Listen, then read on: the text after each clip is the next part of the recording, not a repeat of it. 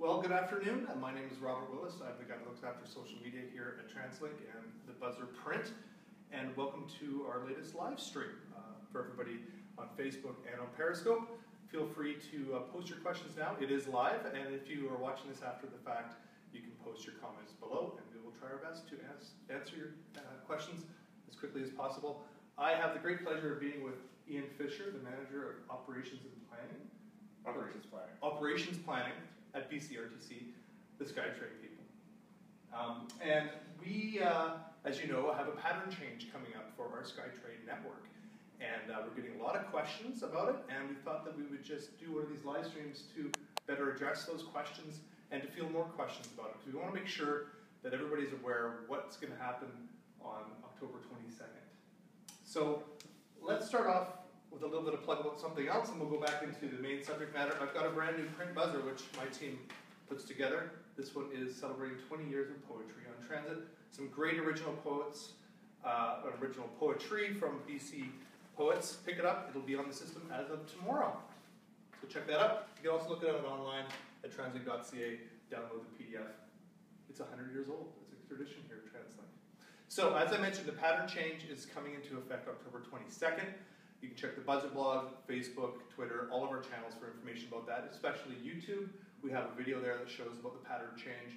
But we want to make sure everybody's understanding what this is, because it is a big change, probably a once in a possible lifetime change for us. So we want to make sure we get it straight. So we're going to start off with the basics, and we got some fun little wooden SkyTrain cars. You got yours?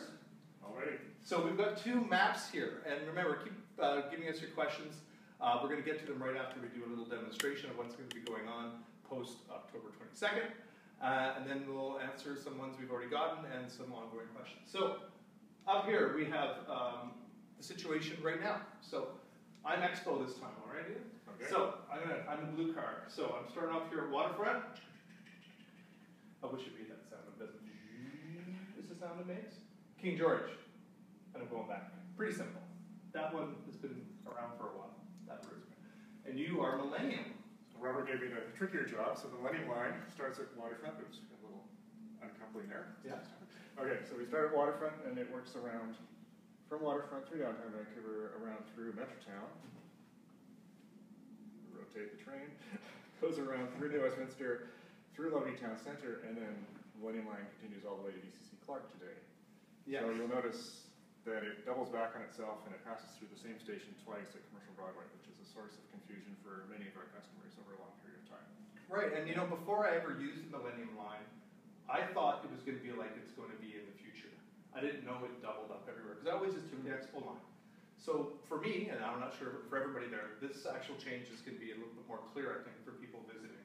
I think it is kind of be a little bit confusing when you're describing to people which train to get to, say, 22nd Street. You take two different lines to get there. Correct, yeah. Yeah, so we have that basic here, and of course, no changes to the Canada line. So, as of October 22nd, things are going to change.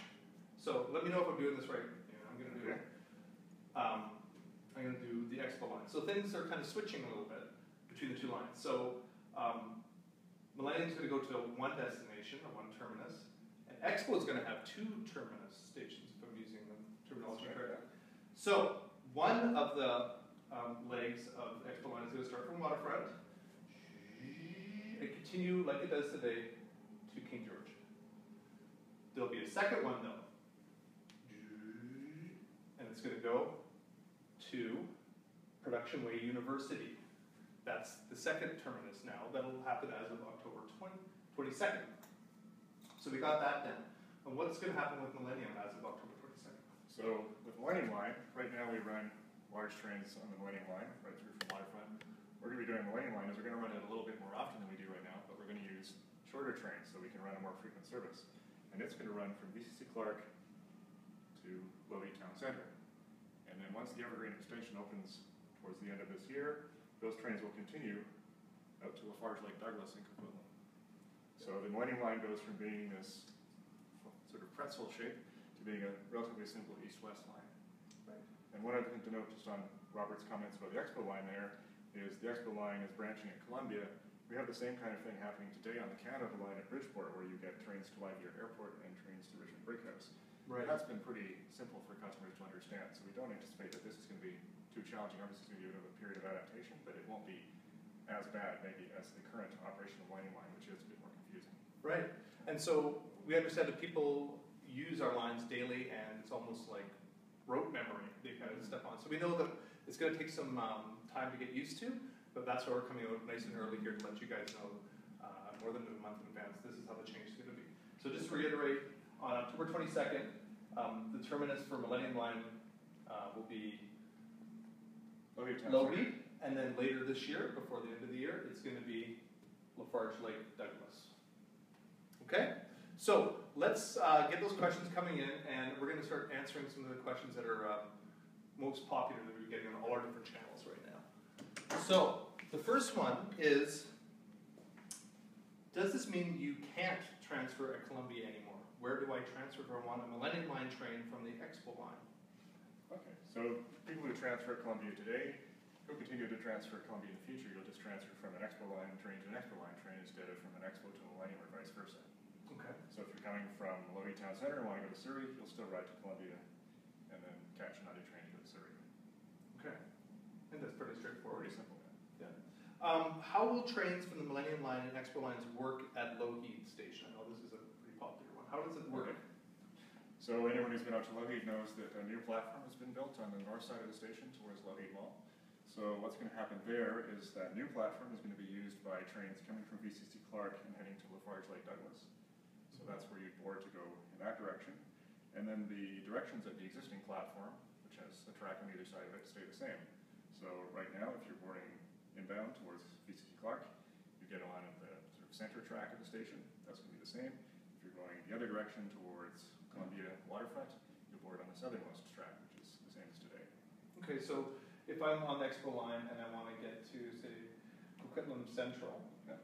I would take this to Lougheed Center, and this is post October 22nd, when Evergreen comes in, and then how would I get to the Evergreen line after that? Once the Evergreen Extension opens? Yes.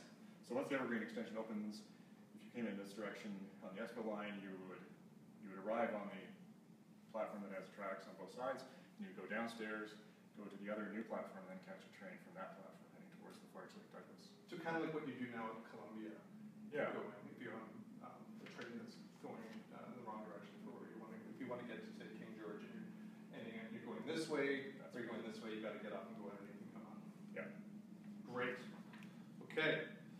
Next one is, why not name all the lines like they do in New York City, the A, the B, the Z train, the Z train, or whatever they call it there? I guess just historically, we ended up with line names. Some other major systems around the world, London being perhaps the best example.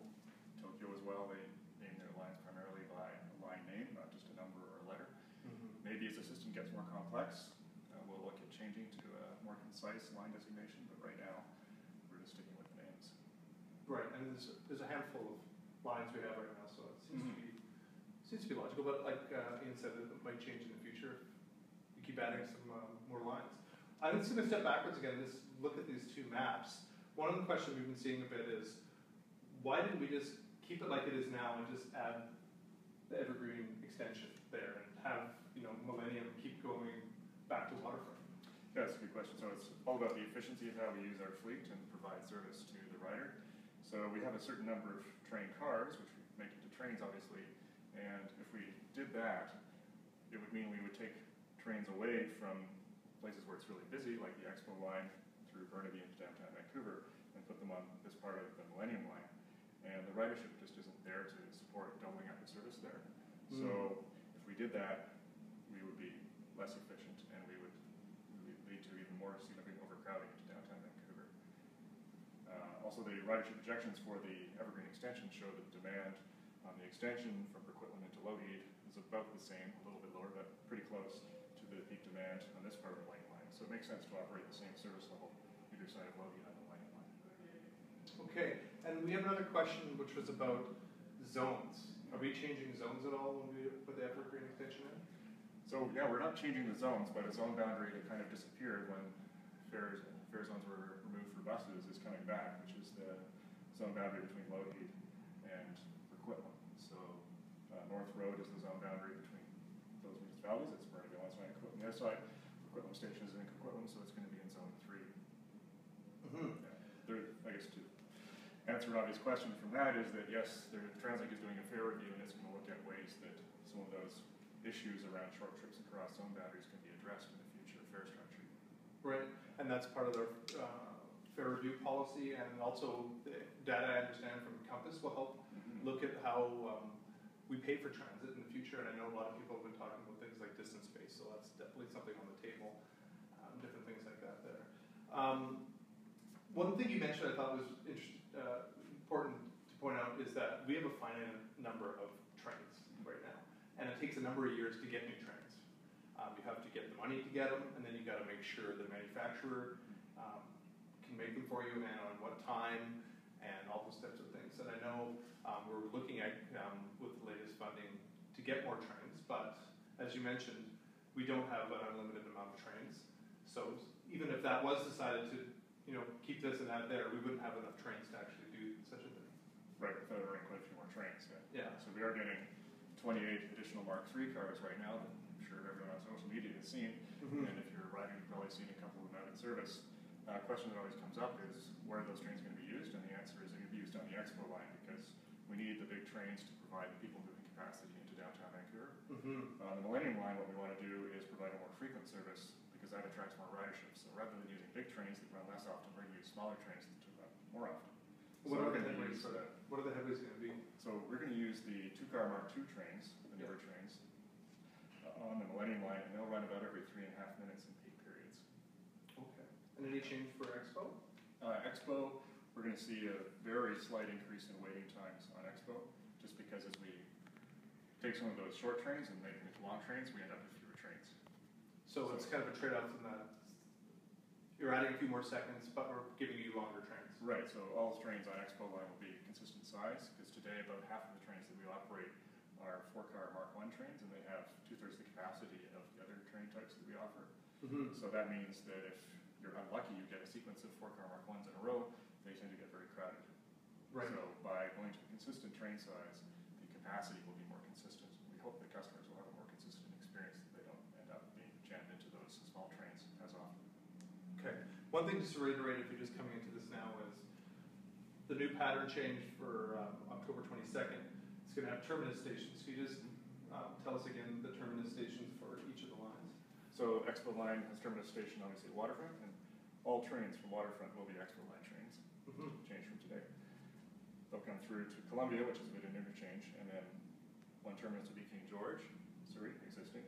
The other terminus is Production Way University. One question that's come up is why Production Way University and not just Lougheed Town Centre? And the rationale for that is SFU is served by a major bus connection from Production Way University. We get a lot of ridership coming from south of Fraser as well as South Burnaby and Westminster. Making those people change trains for one station hop between Lougheed and Production Way would just introduce a lot of inconvenience for them. Plus, we expect that the trains coming in from Coquitlam here will be fairly busy. And again, they're going to be those smaller trains, so we don't want a large number of people getting off a big train trying to get onto a smaller train to go one station. It's just not the best service that we could offer. So we did look at it. We can operate this pattern and provide a better level of service for that connection. Okay. So this is your opportunity to ask your SkyTrain questions for, as I like to call him, Mr. SkyTrain. He's got a lot of answers.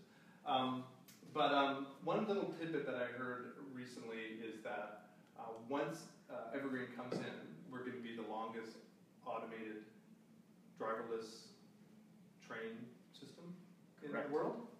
Can you tell me a bit more about that? So currently Dubai, I believe, is the record holder on this account. Once the Evergreen extension opens, we'll be ahead, but just for a few years probably, and then Dubai is going to surpass us again. We may never catch up after that, because the experience that we've gained in this region with 30 years of unattended automated train operation has generally been very positive, and a lot of other systems around the world are coming to pick up that experience and transplant it elsewhere. So places like London and particularly Paris.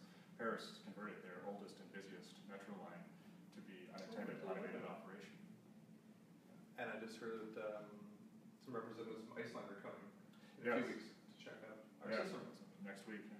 Yeah, I don't know what they have now, but Yeah, this is a good start. While I have you, and I know you're a busy guy, we only have a few minutes with you, I just want to nerd out a bit about SkyTrain and Canada Line. We call them all SkyTrain, but the technology under the hood is different. SkyTrain is linear induction. Linear induction motor, yeah. So it's like you took a regular AC electric motor and then rolled it flat. But the part that normally spins is between the rails, stationary in the track, and then the part that's the outside, the stator part, is on the bottom of the car, again stretched out flat.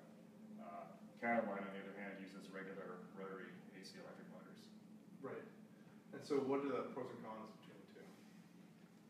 Our technology is definitely better in adverse weather conditions because we don't rely on the adhesion between the wheel and the rail for traction. So if we have frost or leaves or other rain, even that kind of thing, it doesn't really affect our schedule. Whereas people probably remember a few times when Canada Line has had some severe icing on their rails across, particularly across the Fraser River, they've had to suspend service or modify their service significantly. So we don't have that issue. And also, at the time, the cars were quite a bit lighter. I think that's changed probably now because the technology for the rotary motors has also improved a lot. Right. So that's a bit of a difference. As far as going up hills, the technologies aren't that much different. Our maximum grade is 6%, but there are systems around the world with regular rotary motors that go over 10%. Great. But, so it's not a huge difference there. We do think people realize that our system has a better acceleration and deceleration Canada Line. I think that's partly a result of the linear induction motor. We accelerate faster, we have better braking because we're not, again, relying on the wheels to do the braking. Whereas they have to be very careful that their wheels don't lock up and slide in the station so they stop in the right place. And not that we ever go to the speed, but which one's faster? Both. Currently, both systems have a maximum speed of 80 kilometers an hour. Did we reach that? We reach that regularly, yeah. Okay. I haven't seen a speed profile for Canada Line, but I'm sure they do in places as well. Our system was originally designed to go up to 90 kilometers an hour on Millennium Lines. There were some early issues with the track and wheel interface that constrained that to 80. But it might be something that we can revisit in the future. It doesn't save that much time because we don't get up to maximum speed for very long. Right. Most of our Stretches stations aren't long enough. together, yeah. The other issue for Canada Line is they have stations that are pretty close together in some places. Plus they have sharp curves, so they have to slow down more. Whereas, fortunately, most of the Millennium Lines have pretty generous wide curves, so we can take those quite quickly. Great. Question about digital signage and announcements. How are those going to change with the integration of the Evergreen Extension? Good question. So on the trains, we have the automated announcements that announce the train destination. So we'll have those enabled anywhere where there's a choice of destination on a regular basis. Right. So just to make sure people are on the correct train, that's what we do today, generally as much as we can. So today, if you're on the Expo Line or Millennium Line, coming from Waterfront out to Columbia, you get announcements about where the train is going. Once you get past Columbia, or if you're headed the other direction, you don't get an announcement because the destination is usually the same Waterfront. Right. And if there is a change, then we try and program it to make sure that alternate destination is announced. As far as the platform signs go, so we have the existing signs on the Millennium Line platforms that show where the next train is going just as it arrives. Those are going to be in there for another couple of years. But on the Evergreen Extension, we have new platform signs that are kind of like the ones on Canada Line, and they'll show the arrival, the minutes to departure of the next 3 trains serving that platform. Great. So that's coming in on Evergreen, and then over the next couple of years, that technology is going to be extended to the rest of the network.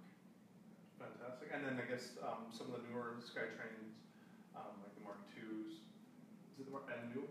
Yeah, this is second generation Mark II and the Mark III. The new Mark IIs, as I call them, Mark IIIs have these internal lit up maps.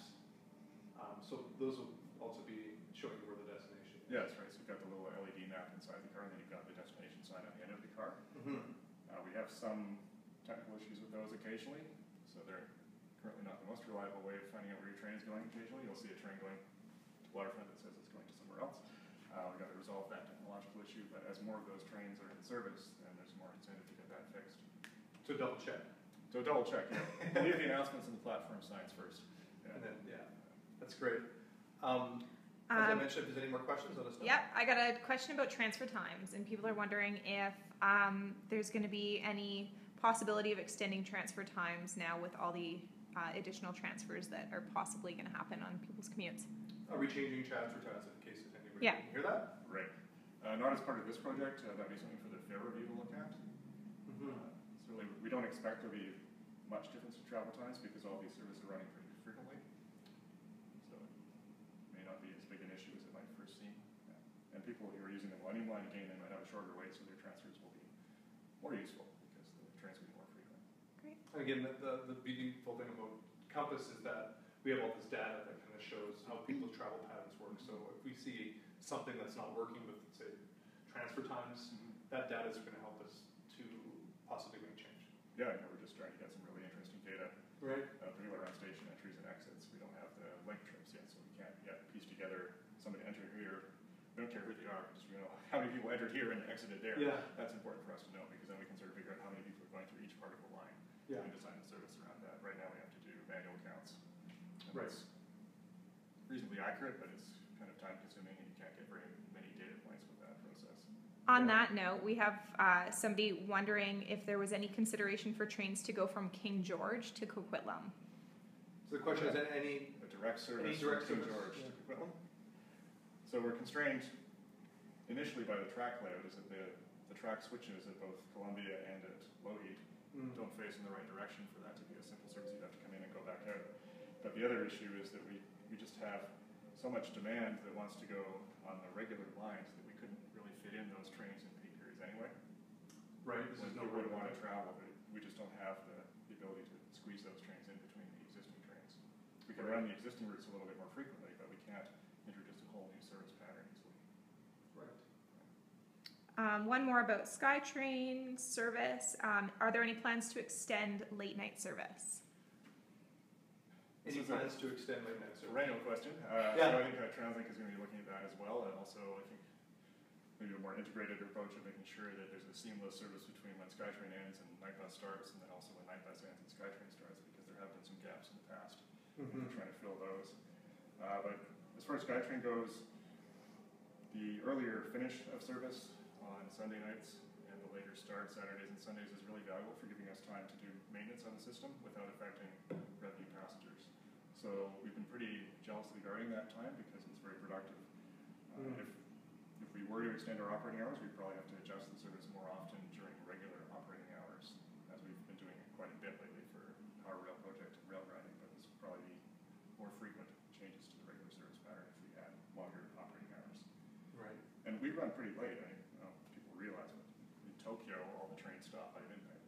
That's true. Huge I've city. seen, having been there, I've seen people Yeah. sleeping on the ground waiting for it to open.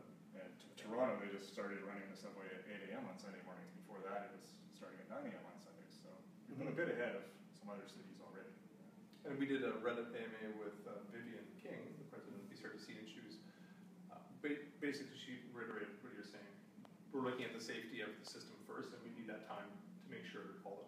I've seen these guys at that time they're fixing doors like mad because there's always issues with people forcing doors, and they need to fix up these trains before they get back on the system.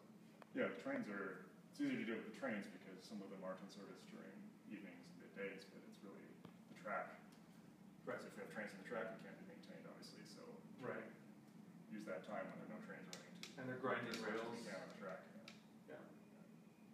Great. So if you are watching this after it being live, keep posting your questions here, and Ian and or my team will get answers for you. I just wanted to say thank you so much for joining me, taking time out of your busy schedule, and to all of our viewers, thank you for watching us. We're going to try to do these on a more regular basis. Let us know if you like them, and let us know if there's topics you'd like us to tackle. So until next time, thank you so much. Right. Have a great afternoon.